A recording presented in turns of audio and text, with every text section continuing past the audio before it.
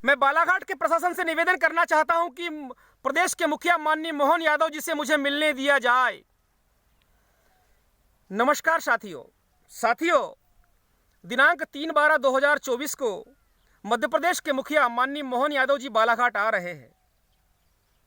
साथियों, मैं बालाघाट की जनता से निवेदन करना चाहता हूं कि दिनांक 3/12/2024 को वे ज़्यादा से ज़्यादा बालाघाट में पहुंचे, और इसलिए बालाघाट पहुंचे कि हमें माननीय मोहन यादव जी से मिलना है। और इसलिए मिलना है कि बालाघाट जिले में जिस तरह से नदियों को बर्बाद किया जा रहा है, जिसे प्रधानमंत्री जी अपनी मां कहते हैं जिन नदियों को, उस नदियों को कैसे तार तार किया जा रहा है।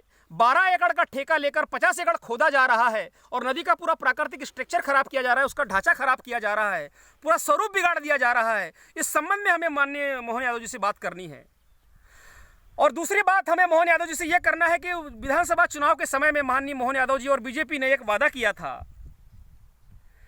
कि हमारी सरकार बनने के बाद प्रदेश के किसानों को हम 3100 रुपये धान का देंगे, 2700 रुपये कुंटल गेहूं का देंगे, 450 रुपये में गैस देंगे, लाडली बहनाओं को घर देंगे, 3000 रुपये किस्त देंगे, वृद्धों को 1000 रुपये पेंशन देंगे, और गरीबों को सार्वजनिक वितरण प्रणाली में सरसों का तेल और शक्कर देंगे।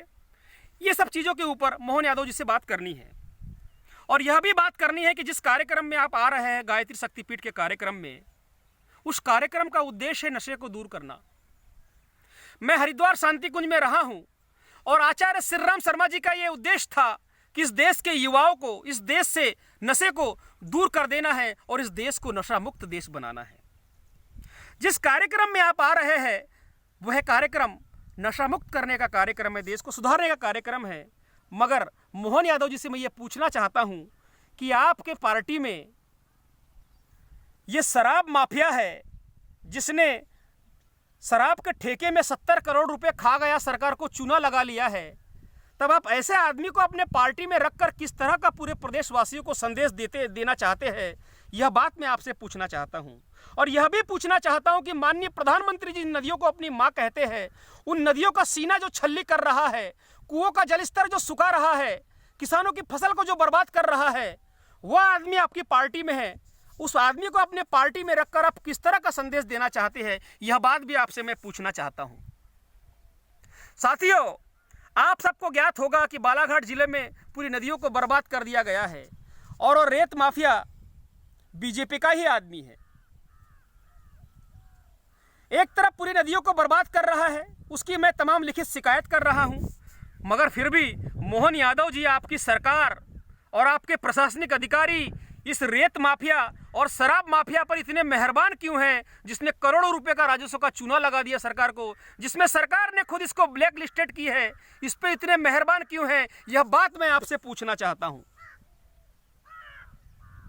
और मैं निवेदन करना चाहता हूं प्रदेश के मुखिया से कम मेरे साथ वो एक नदी घाट पर आए और देखे कि माननीय प्रधानमंत्री जी जिन्हें अपनी मां कहते हैं, उन नदियों का किस तरह से बेहाल कर रखा है इस माफिया ने, और आप इस आदमी को अपने पार्टी में रख के किस तरह का संदेश देना चाहते हैं, यह बात मैं आपसे पूछना चाहता हूं।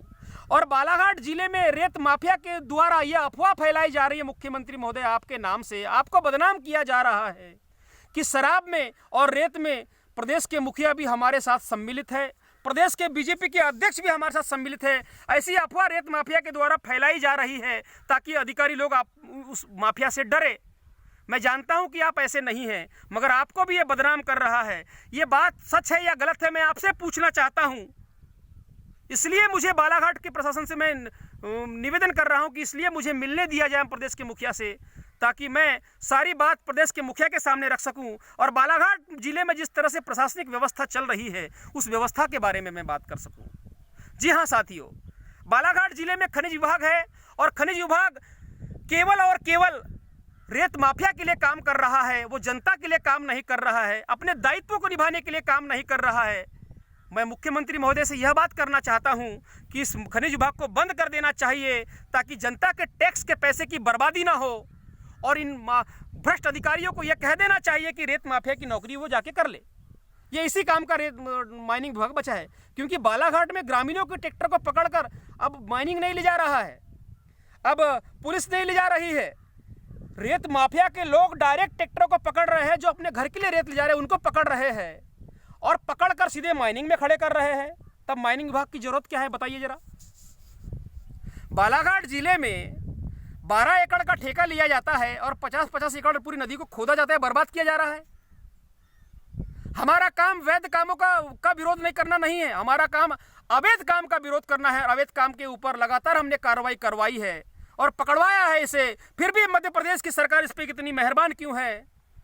जो 69 करोड़ 92 लाख 46,368 रुपये का खिसारा खा गया शराब का, उसे किस तरह से बचा रही है मध्य प्रदेश की सरकार? यह बात मैं मुख्यमंत्री महोदय से करना चाहता हूं। इसलिए बालाघाट की जनता से निवेदन करना चाहता हूं कि दिनांक 3/12/2024 को वे ज़्यादा से ज़्यादा संख्या में आकर बालाघाट आए, ताकि हम प्रदेश के मुखिया से उनके सारे वादे, उनके सारे आदर्शों के बारे में बात कर सके। और निवेदन करना चाहता हूं कि इस वीडियो को ज़्यादा से ज़्यादा शेयर करें, ज़्यादा लोगों तक पहुंचाएं, ताकि बालाघाट में जिस तरह की व्यवस्था चल रही है वो व्यवस्था उजागर हो। और प्रदेश के मुखिया अब देखना चाहेंगे हम इस पर क्या जवाब देते हैं। वे नदी आते हैं या नहीं आते, इस रेत माफिया और शराब माफिया के बारे में क्या राय लेते हैं, यह हम अब जानना चाहेंगे मुख्यमंत्री महोदय से। इसलिए मैं निवेदन कर रहा हूं कि ज़्यादा से ज़्यादा आप 3 तारीख को बालाघाट पहुंचे। धन्यवाद।